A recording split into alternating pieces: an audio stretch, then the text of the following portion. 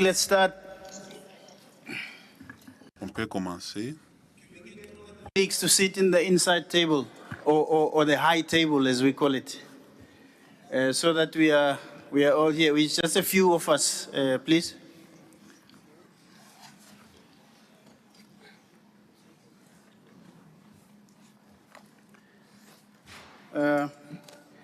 As you move, colleagues, let me just open this up.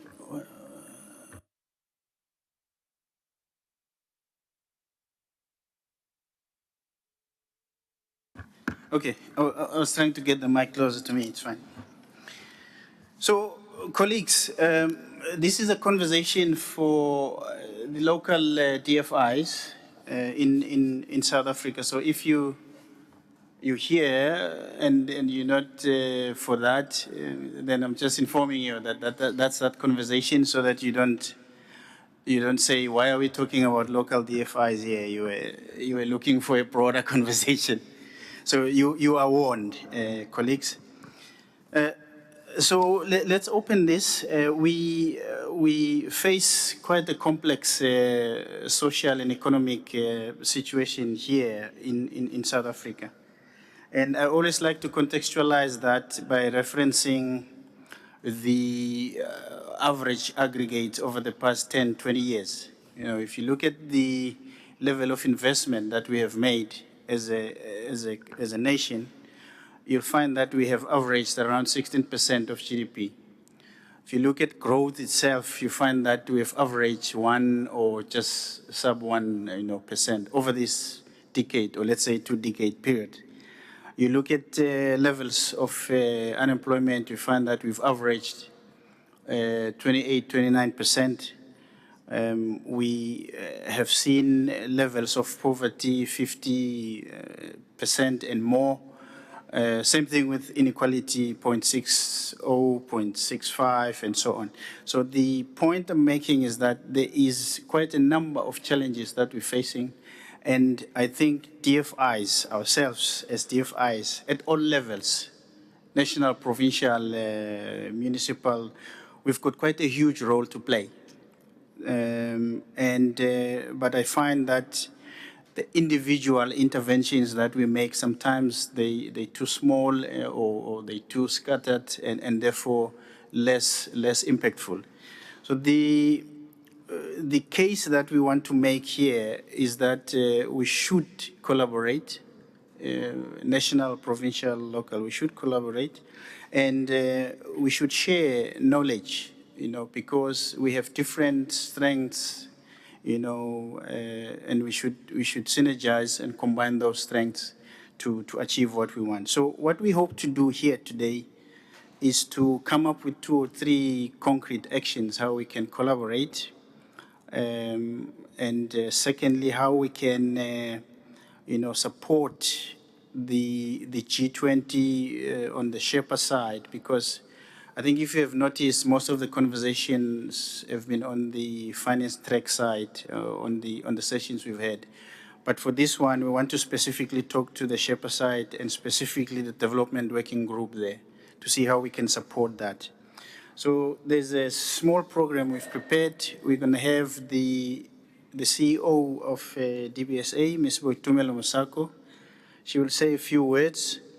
And then we will invite Carlos de Freitas from FMDV to share with us the Brazilian experience on how they went about collaborating between national and subnational DFIs.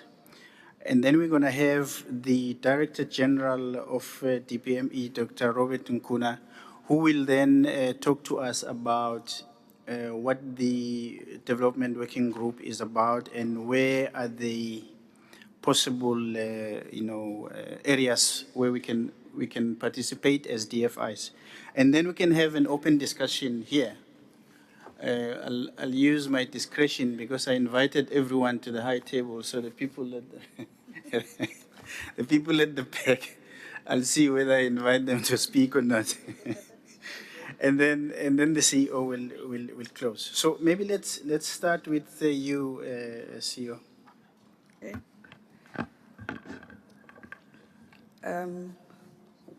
What time is it? It's 5:45. Good evening, everyone. Welcome to this timely discussion that we should be having as South African DFIs. I think this meeting is long overdue, and we thought we should take advantage of the Finance in Common to kickstart this discussion of how we collaborate to address our nation's challenges.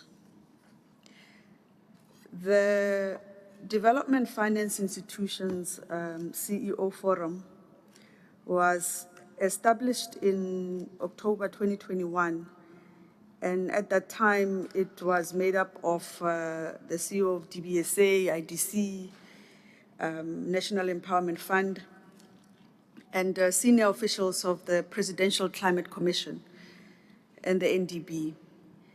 And the overall objective of the forum was to strategically locate, define, and execute the just transition role of DFIs in South Africa, including assuming conceptual leadership roles through ideas and actions in order to contribute to the global transition towards low carbon economies and climate resilient societies.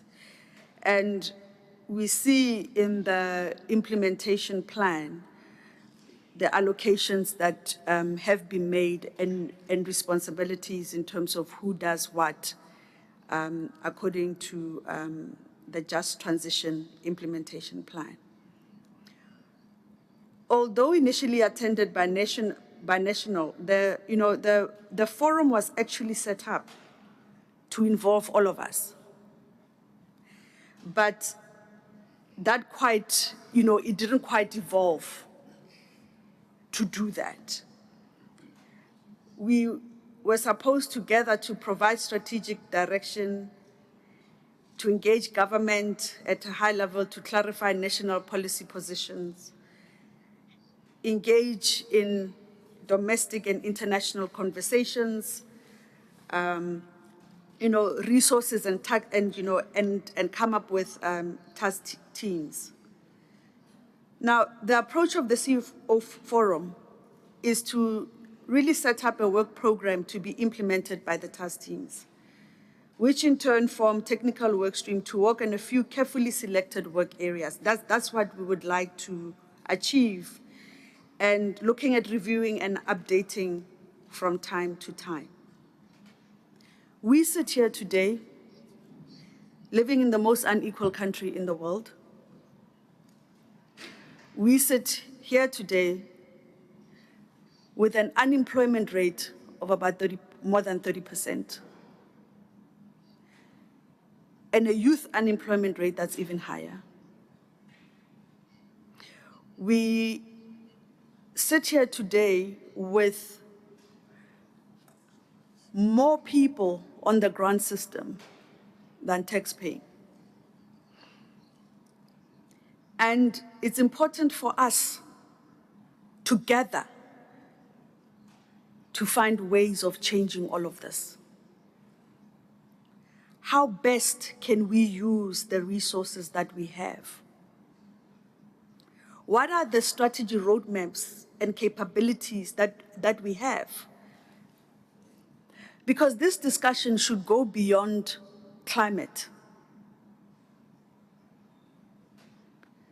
This is about how we use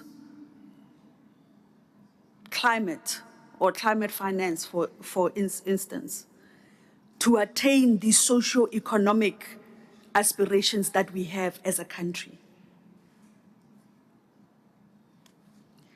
There are about 45 development finance institutions and development finance agencies in South Africa. 12 at national, 16 at provincial, 17 at local government. And when you look at each of us doing what we need to do, we all have strengths in the institutions that we are each and every one of us.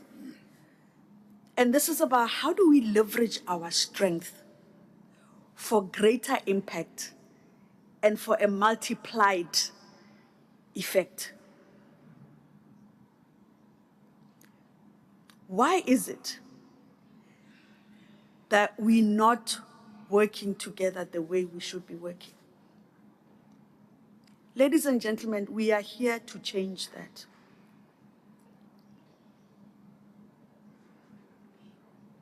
I know, we are meeting at this forum, but we thought it opportune. There's no time like when you say, you know what, most people might be there. Maybe this would be a good time to do this. So we thought it opportune that we invite all of you so that we could start this conversation. Thank you. Thank you so much, C.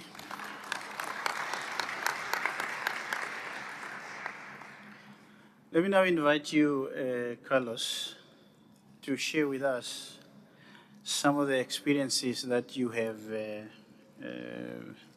found dealing with the Brazilian economy.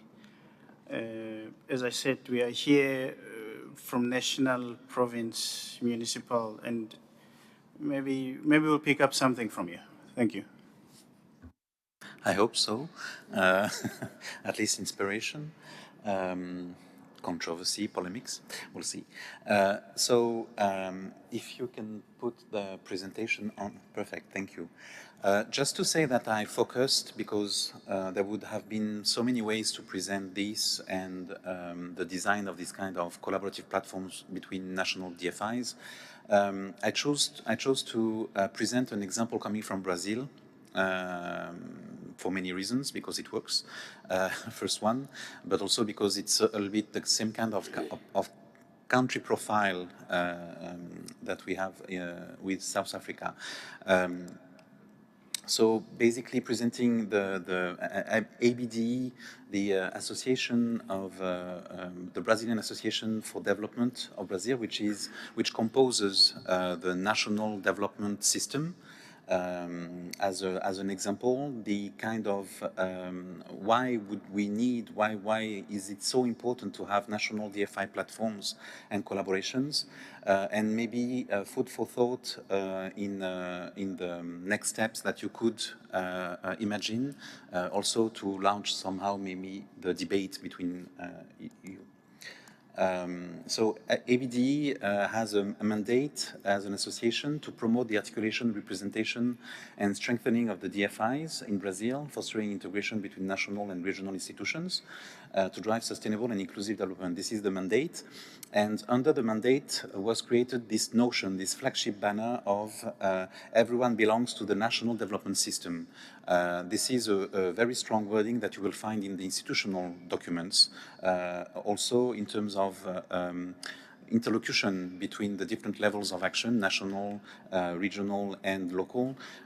This is the main reference element of their activism.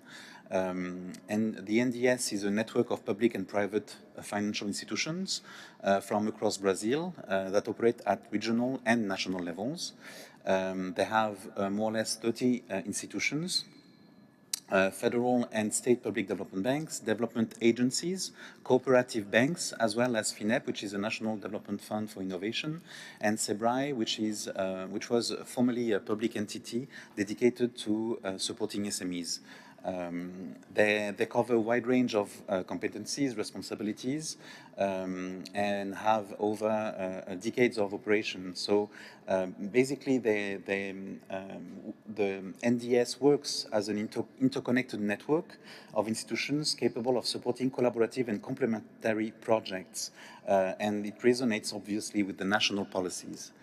Very quickly, the core objectives, obviously, coordination, capacity building, policy advocacy, research and development. I'll go a little bit fast. I will leave you with the presentation for future talks, but because you can really understand this kind of processes. It was born in 1997. First, it was very much national DFIs working together. Of course, you know that Brazil is a huge country. And they expanded the membership to province-level subnational DFIs. They launched in 2020 the ABD Sustainability Agenda to align with the Paris agreements, which allowed to integrate in the norms and proceedings of the diverse DFIs the criteria to match with the Paris agreement. And they contributed to the to design the national development financing strategy. In terms of governance structure, they have basically an executive board, technical committees, a general assembly. It's consensus-driven. The members, as I said, are national DFIs and 27 state-level DFIs. You have a series of working groups in all very strategic sectors for the national economy. And they represent 240 billion US dollars in assets. And in disbursements, you can see the numbers also, 56 millions in 2023. In terms of tools, they provide a quarterly journal on development economics, sectoral reports that feed the conversation at the national level, policy papers, obviously, training programs. They have also digital platforms, a knowledge hub, and of course, they organize webinar series, especially with partners, development partners. The alignment with national and global goals through this unified platform ensures DFIs act as a system, and we are here at FIX. It's part of the advocacy of FIX to make sure that all PDBs work together and act as a system. And of course, it also allowed, because the country is so huge, to avoid duplication and streamline efforts among the DFIs to prioritize the projects. Somehow the lessons learned and what could be applied to to South Africa, what they have learned and shared with us, the regular workshops and joint research reduce fragmentation in the DFI's ecosystem. They so here you could create the same kind of platforms for certain components, very strategic one, the transition investment case studies and best practices in blended finance, for example. This is just suggestions for the conversation. In terms of policy, advocacy, and global influence, ABD's advocacy shaped Brazil's sovereign sustainability bond framework, for example. This is also an opportunity for you to have a collective voice, of course, to influence the global agendas, but also attract global partnerships. And the association has really supported this kind of matchmaking with donors and partners at the global level for the DFIs. Strengthen domestic resource mobilization. A lot of data was made available through the association, bringing a better image on what was happening from the national level to the local level. It's really a very strong capillarity process of data analysis. And this can be, of course, aggregated to showcase collective impacts, especially regarding the global agendas. In terms of governance and sustainability, you could have a steering committee which is led by national and key provincial DFIs, because it's very important to make sure that the national policies are fed with what comes from the local level, and especially in terms of innovation tools. And to bring in steering committees this kind of profiles showcases the fact that there is this kind of effort for complementarity, but also respect, even though the sizes of each one of the DFIs are not at the same level of capability, but still the vision shared is very important. Of course, the working groups, you could focus on the transition topics. And this is an example of timeline that you could have, which is to formalize a mandate and a membership criteria if you want to really launch a platform, launch a first knowledge sharing portal, and of course publish inaugural DFI impact report 1 year after that, because this is the kind of process also that make people engage, institutions engage in the process. If we resonate with the fix 2025 objectives and others in general, of course, you could discuss also a potential South African DFI charter that could be also a message sent both to national authorities but also to development partners.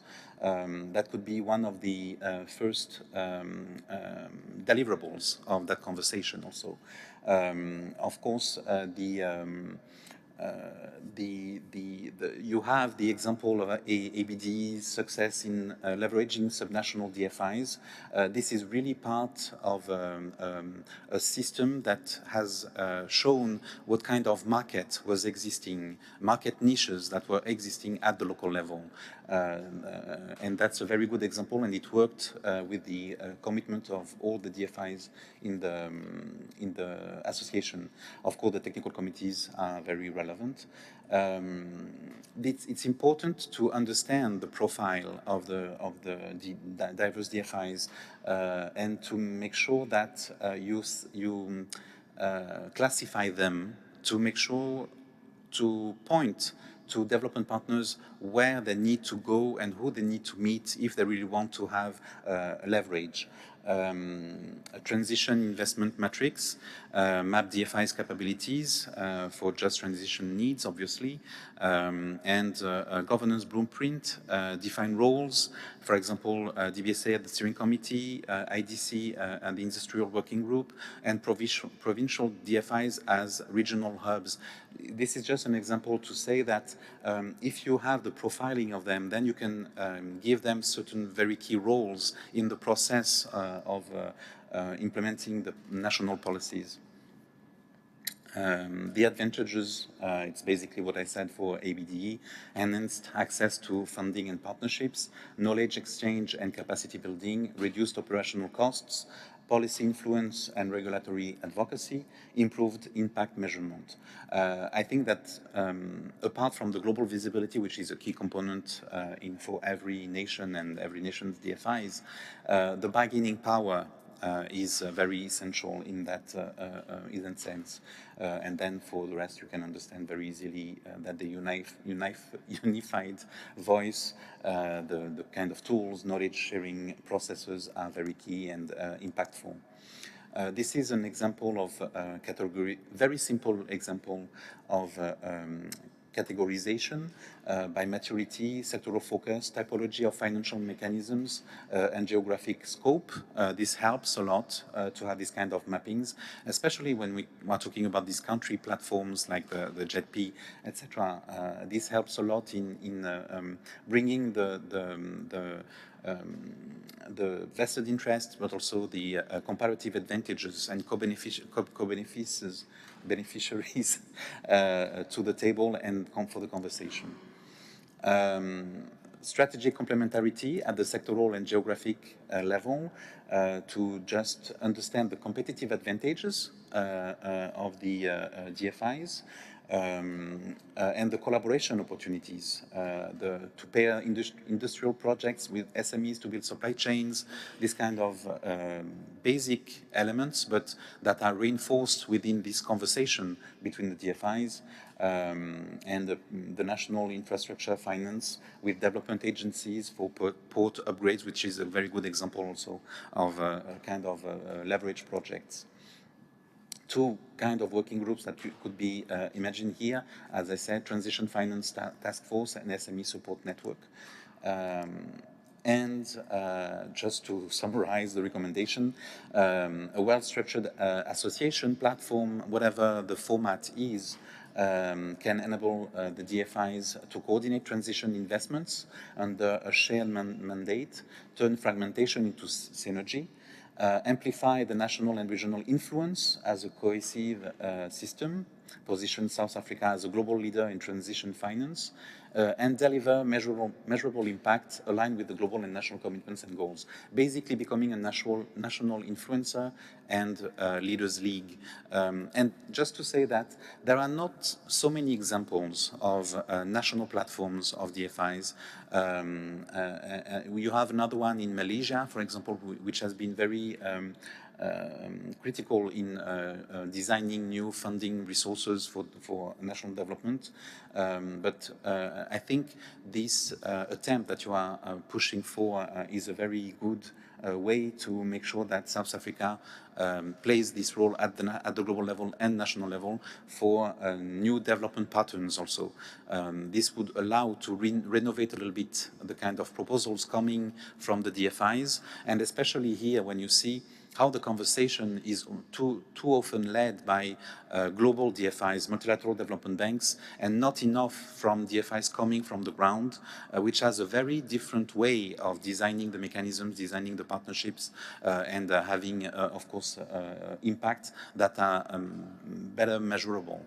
I will finish here, and I hope I did not take too much time. Okay, no, it's all right. Thank you so much, Carlos. This is exciting. This is exciting, and yeah, the exact thing I was looking for that you would share with us. Thank you so much. I want to move quickly to you, Mabutane. Share with us the development working group objectives and how we can play a role. And then we can have a conversation on those two issues. Thank you. Okay.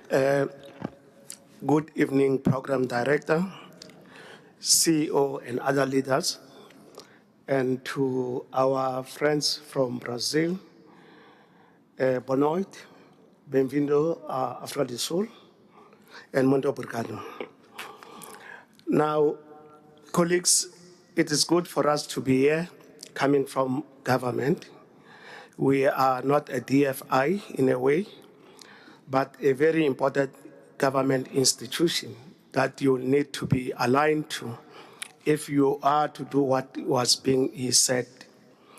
It is a coincidence that just this morning, government announced that we have succeeded to put together a 5-year plan, what we call the medium-term development plan, which, according to the statement issued by Cabinet this morning, was done in a space of 8 months. So since the establishment of the GNU, we have been hard at work to put together the plan. So there is a plan indeed in South Africa. Now, given what we are beginning to hear from the presentations that have been made, it means that there is more to be done in us working together. There is a suggestion that the DFIs should be insiders in government. You ought to have been the first to know about the plan that we are talking about, and that is something that we need to fix in the system to ensure that you know about, in fact, not only to know, but to be part of the process of developing the plan. And I'm going to make a request up front that we convene another session where we are going to unpack this plan that has been approved by Cabinet for the next 5 years of government. I think it would be a serious omission if we're to move forward with things as normal without that engagement. We need to come and unpack the entire plan to ourselves so that we can pose a question whether we have capacity to take that plan forward and also to influence the kind of things that the departments are doing. I listened to one session at the plenary, and it became pretty obvious that the DFIs in South Africa and indeed elsewhere are not just paper pushers, but we have vested interest in us taking correct decisions. So I think we'll have to come back to that. But for the purposes of today, we have come to talk briefly about the G20 insofar as it concerns the working group that we are coordinating, the development working group. Now, colleagues, we meet in a world that is very uncertain in many ways, as other speakers have indicated. There are many things that are happening in the world, and one will not waste time to go through them. They are very pretty obvious to all of us. But we must be very grateful that institutions like the G20 continue to exist, they are still there, that allow us to still talk to each other, listen to each other. Now, we cannot take for granted the hosting of an event like this, because the actual delivery of an event like this is not having a good summit, but things that we do throughout, the networks that we establish, the ideas that we put across, and so on. So we need to see what we are doing beyond just the summit that's going to be hosted in November, and start to work on things that matter to us. We must have interest so that we are not a country that just enjoys saying that we had a good event, but after that event, we look at each other and say, what can we do? So we need to think very seriously. It has been overstated that we are not doing well when it comes to the SDGs across the world. Most of the outcomes and the commitments are not being met across the world. So we need to ask ourselves questions whether the MTDP and the work of the DFIs do take us forward. So what we have seen in the last few moments is that there have been decisions that are being taken throughout the many summits that have taken place. From one summit to another, you find that there are decisions that are taken. And in the last 3 summits, they were all in the developing world, and we should be very interested in the kind of things that came up, because it is said now that it will take us more than 10 years to have another summit in a developing country. So we are the last in this round of summits that are being hosted. So it will take very long for us to be able to set the agenda. So we have to take very serious what we are doing now. Just maybe as an overview of the work that we are doing in our working group, we are focusing on 3 areas. One is the difficult one on public goods, which are very difficult to define, or one can say that the whole concept of public goods is very contested throughout the world. It means different things to different people. And defining the scope of what constitutes public goods is not always an easy feat, but something that as South Africa we should attempt to pursue, and also try to link up with other developing countries to find consensus on what that means in real terms. The second part, which is your forte, is around development financing, which is a very big deal, as I've indicated that you will see when you look at the medium-term development plan that we have a very big ambition to take South Africa to the next trajectory. But the question is whether we'll be able to finance, the ambition that we have. Because as things stand, we spend, for instance, 60% of our budget on the social wage, meaning that we remain with very little money to support the economy, to support security. So we have to figure out how we are going to deal with that, because that's not only unique to South Africa, but also is the same in other countries. Now, the third part is around social protection. Now, social protection, as I've indicated, is heavily funded. I was reading something on X Wealth of Statistics indicating that we are at the top as South Africa when it comes to financing education. And one can safely say, sitting here, that even being at the top, we still have a deficit in terms of the needs. One can take, for instance, the infrastructure need. That's just the toilets that we need, the ablution system that we need in schools. We don't have money to finance something as basic as that. So you can imagine that even with the funding that we have invested on the social wage, was still not where we are supposed to be. Let me round up as follows, that if we don't work together and find each other at all levels, we may end up with a situation, with a drift, where we end up being a welfare state, because we'll always be forced on our side as government whenever there are challenges to just intervene from a social policy point of view. So achieving that equilibrium, it's clear that it can't be done by one entity or government alone. We have to work together to do that. So we all know about the priorities that the president has announced for the purposes of the G20 overall. So what we are suggesting from our side as the department that comes from the planning side is that please come on board for the purposes of doing the following as I round up. One, we need to talk about the agenda, how we influence the agenda. So that is the pre-summit. Then there is the summit. And then there is the post-summit. What then happens after the summit? What are we going to do together? So we need to fashion that kind of an ecosystem, that tapestry, so that we can then work together throughout. And if colleagues were to ask, what do you mean, what can we do, practically in working together? We'll have to do research, publish documents, conceptual documents. We have to host events that may be necessary to canvass ideas with a range of stakeholders. Then we can also establish partnerships using this platform of the G20. So, Chair and colleagues, I have my boss here, Ms. Josephilda Hlapo-Hlope, who is the overall coordinator of the working group. And then she will then join me as we deliberate on what may need to happen, specific issues. So she will assist with that. And she will be the point of contact and ensure that all the DFIs are sufficiently engaged. Thank you. Thank you so much.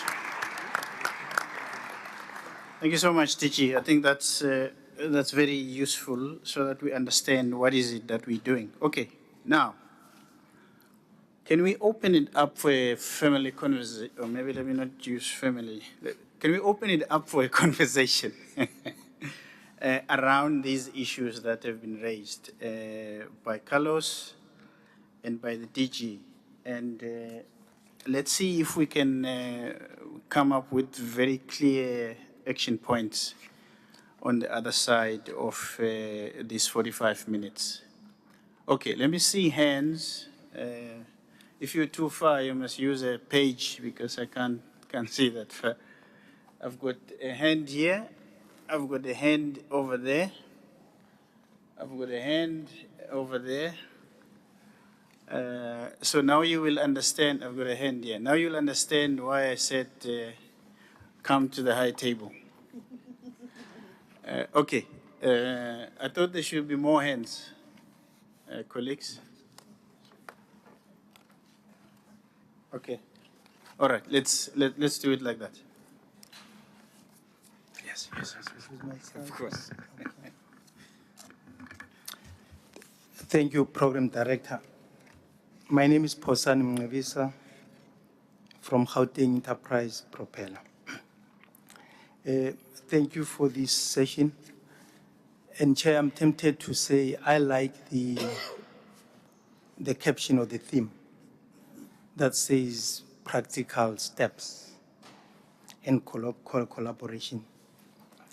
Gauteng Enterprise Propeller, our mandate is to provide SMMEs, for financial and non-financial support. We are based in Gauteng. Gauteng is the most populous province in South Africa. It has 15.9 million people. And then in terms of GDP, it contributes 35% to the GDP. And in terms of SMMEs, the latest research says we have over 2.7 million SMMEs, and 32% of those are concentrated in Gauteng, which is 864,000 of them. I think, you see, this the problems are not new. The issue is, the system is so fragmented. And I think platforms like these, are the ones that we need to, from them, we need to develop a program of action with timeframes and roles and responsibilities of different partners. Chair, I like, the Brazilian model, and I'm saying we are a provincial DFI. Of the DFIs in South Africa, we are the most well-run, DFI. The data speaks for itself. We are in the economic hub of South Africa, and would really like to have a discussion which is practical. So I think from a South African point of view, I agree with the presentation, I think, by the CEO that collaboration is very important and the impact, because if you look at the ecosystem of SMMEs, it's so fragmented and we can't measure impact.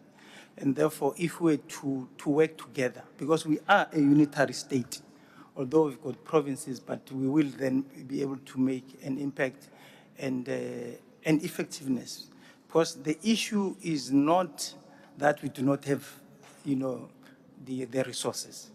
The issue is that we need to collaborate. For instance, we, as a provincial DFI, we have partnerships with IDC, for instance. It's a national, DFI and so on and so forth. And we are inviting, all DFIs, both in South Africa and beyond South Africa to partner with us. Thank you, Chair. Okay, thank you. Okay, I'm revising the rules. So 3 minutes. Let's take 3 minutes to make an intervention, and don't introduce the DFI. You're talking to us, so we know who we are. Just make the intervention. Okay.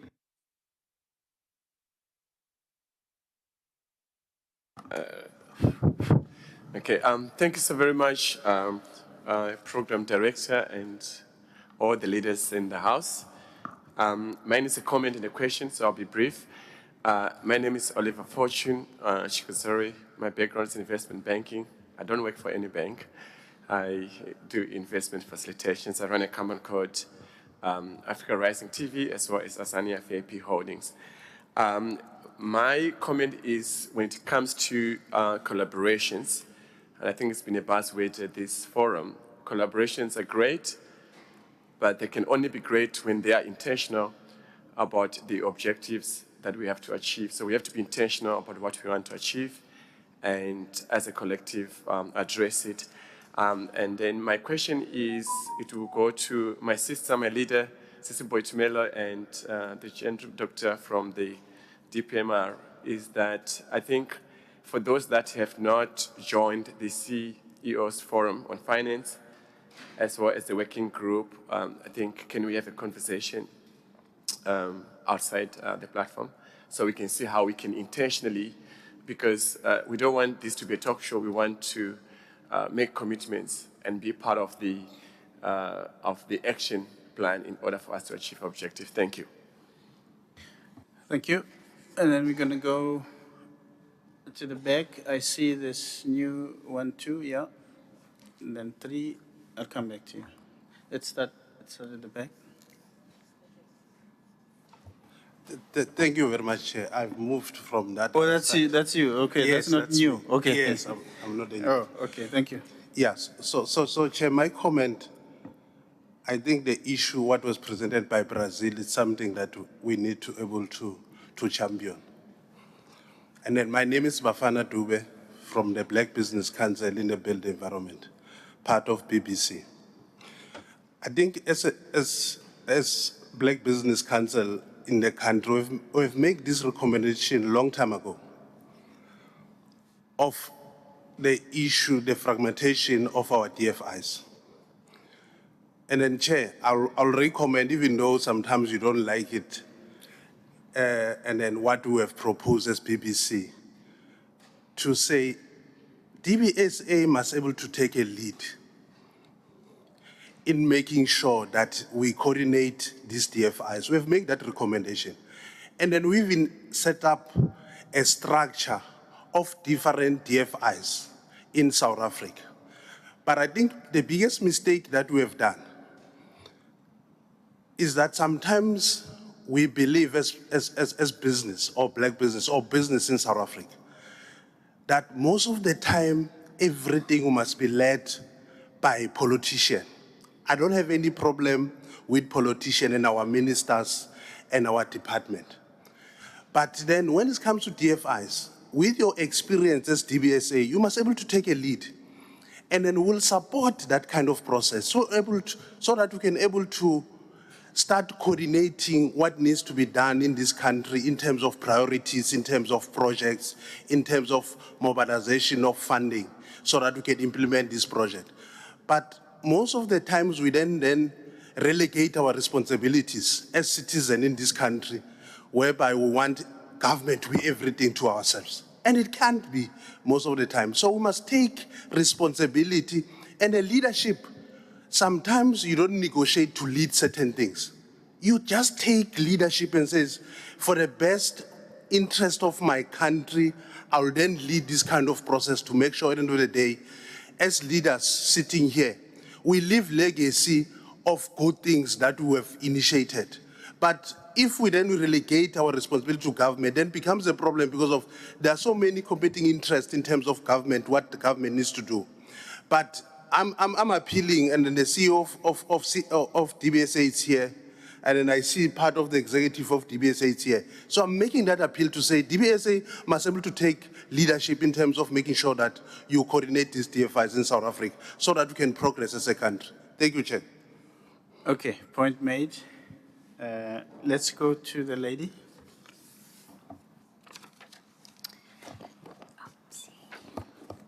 Good evening, colleagues. My name is Nokolo Kashlana. I am from Energy House based in Johannesburg.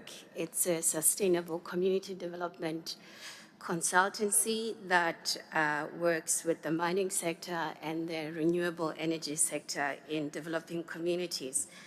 Thank you very much for this conversation. I'm going to focus on practical steps in collaboration for better impact. Every time in these conferences we share successes and lessons learned, we focus on projects and programs and not holistic and very targeted communities development. That is where the gap for impact is.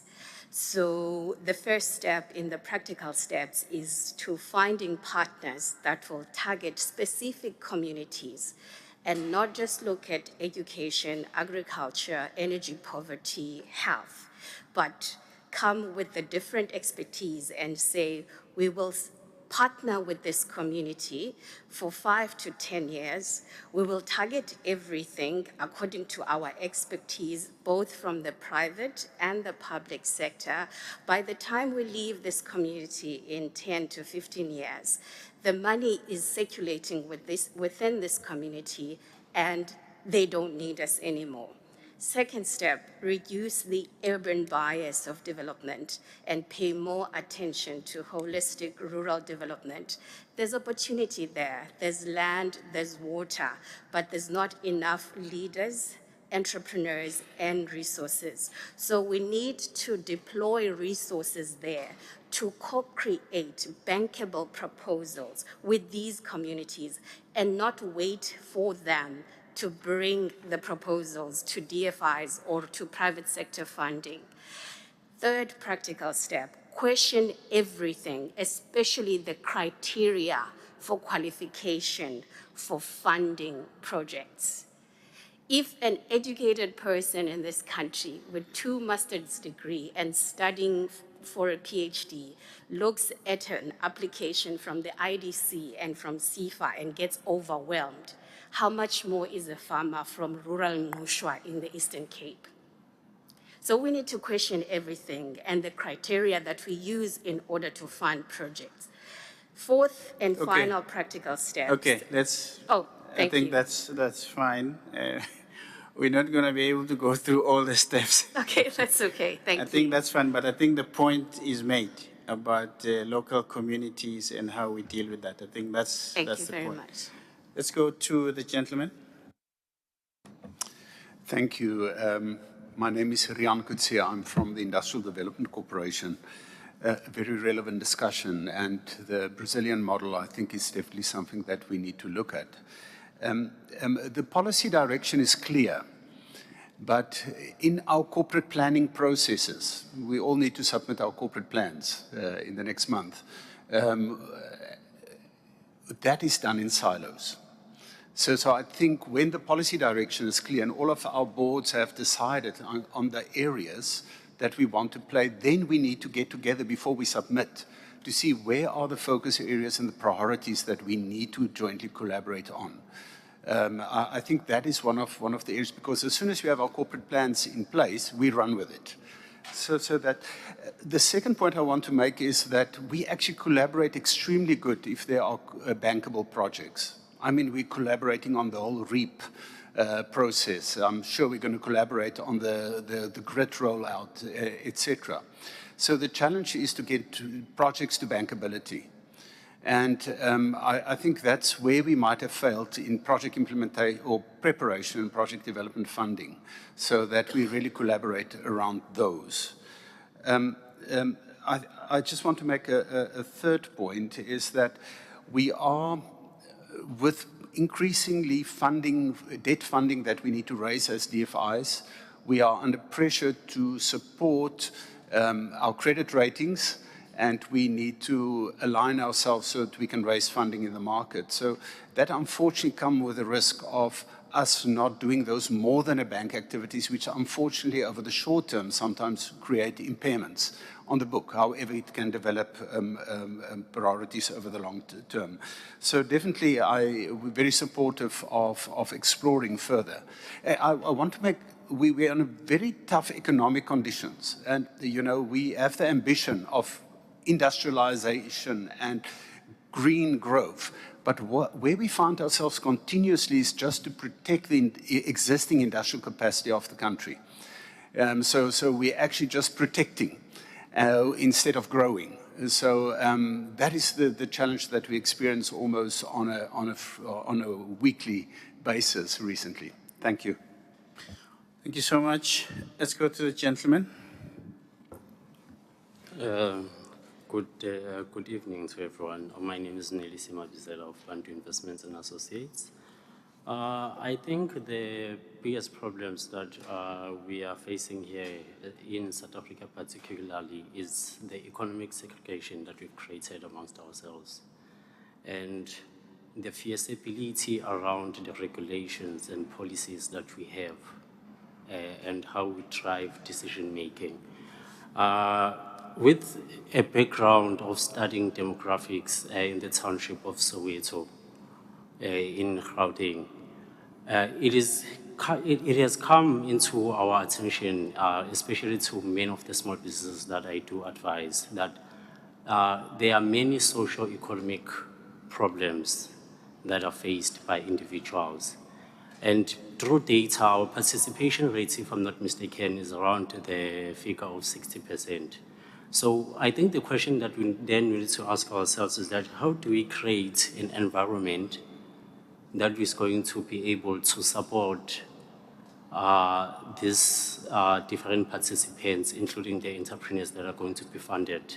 Because we cannot lead in an environment whereby we have a strong consumer sentiment or we have high poverty rates. With that said, we can look at things such as your data collection and try to understand our data precisely in terms of where it wants us to go per se, and how do we then drive it to the destination that we want to drive it. Thank you. Thank you so much. Okay, so far I've heard from three DFIs. So can I hear some more from the DFIs, please? There's a hand here. Good day, my name is Aldred Etaler. I'm the CEO for Kakadu Development Agency. So I'm on the other side in implementation. There's an old saying that say 1 minute past 12 could either be late or it could be early.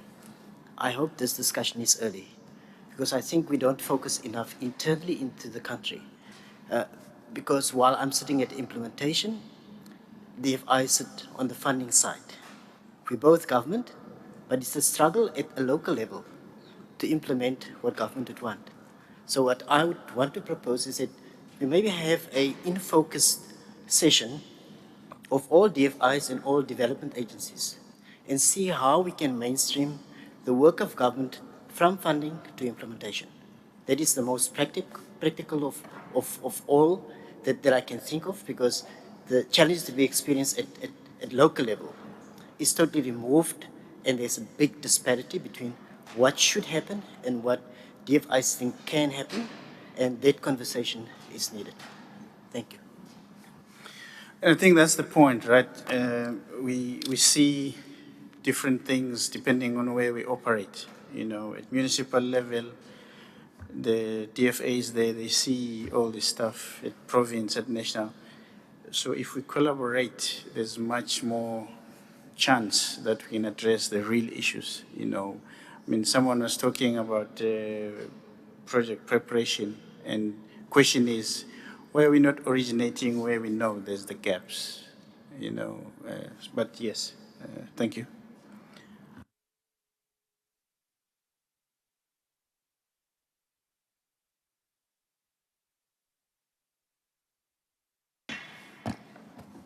All right, thank you, Chair. My name is Nangam Somatewese. I'm from the Eastern Cape Development Corporation. When you said you wanted to hear from the DFIs,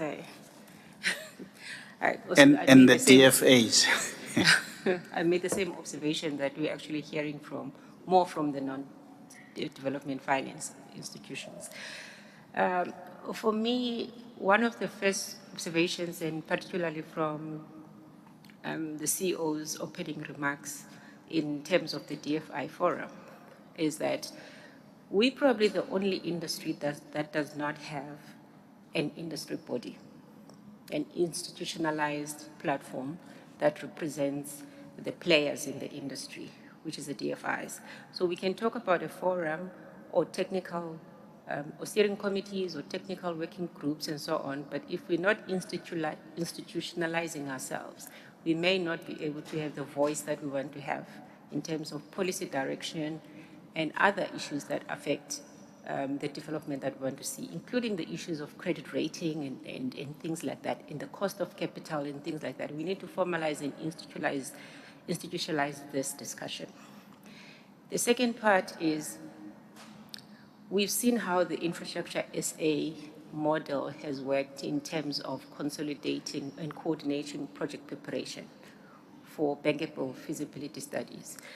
And what I've been trying to do in the past 2 days is talk to other DFIs, particularly provincial ones, to see, is there a case for us to bring that model to provinces so that work is properly coordinated, projects are properly prepared. In Eastern Cape, for example, the biggest hindrance to us being able to develop infrastructure is the preparation. And at national government, you don't find that there's support provided. One or two important actions that you have mentioned, which we will have to fit into the process. But CEO, I think we are fine. We can use the remaining time to just wrap up. Thank you. Thank you. I'm not going to use the whole time. It's been a rather long day. The Brazilian model, a clear indication that it is possible for coordination to bring enhanced impact. So thank you for that and making the time. And to thank everybody who made the time to come through and have this discussion. This is a discussion for DFIs. And thank you all for your inputs. This is the beginning. This is us taking leadership of having a coordinated approach to development for South Africa. When I was listening to the various inputs, I know the DG mentioned the MTDP, and one of the things that we we are continuously lauded for is plans. But execution is always a challenge. And I think we have an opportunity here, DG, with the proposal that you made, that let's look at the aspirations of our government with the MTDP. Let's come together. That should probably be the first point of engagement, that we all come together. All of us having studied the MTDP, all of us having located ourselves and our role. This goes back to what the gentleman from the Land Bank said, to say, what is our strengths? And what assistance will I then require as an institution? And I think that's important to say, you know, this is what I can do, but to do this, this is what I need. And then we then say, okay, how do we make it possible? And I know it's a 5-year plan, but it's a good start for us to engage. Going back to what the gentleman from IDC said, Rian, on, you know, just as much as we have our corporate plans should more or less align with the aspirations of MTDP, because we are all dealing with the same issues. I don't think we will be way off in terms of what we want to do as individual, entities.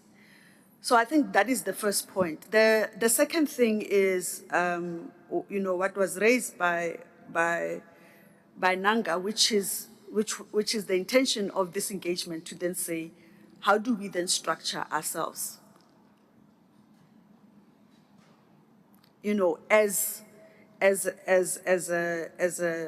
association of some sort, so that we can have a proper structure and coordination, you know, to feed into, because I think this meeting is beyond G20. This is about South Africa. And I think we have an opportunity here to leverage what you have said for us to better coordinate ourselves. So 3 things. MTDP for us at our next meeting to have that discussion between ourselves, coming with our strengths and the support.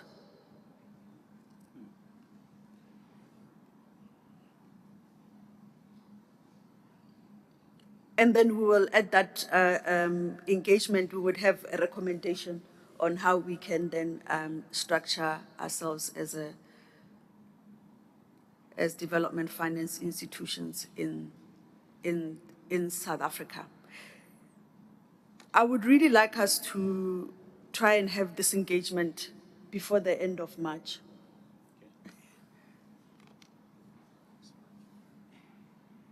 So that we go into the new year. All of us are on end of year March, right? And we are done with our corporate plan, so I'm sure our strategy departments, we've certainly, we are done with our pros, so they can spend the time to go through the MTDP, and so that we can all be empowered to have fruitful discussions at the engagement. So we will get the database. I'm sure DG is there. You've got the database of all of us. Okay, we have the database. We will engage with all of you so that we can have this engagement, and to show leadership, we will also host the first engagement as DBSA. So on that note, colleagues, thank you so much for the time that you have made. I'm personally excited at this discussion that we have just had. It is a seed, it's the beginning, and it will really yield great results for for our country. Thank you.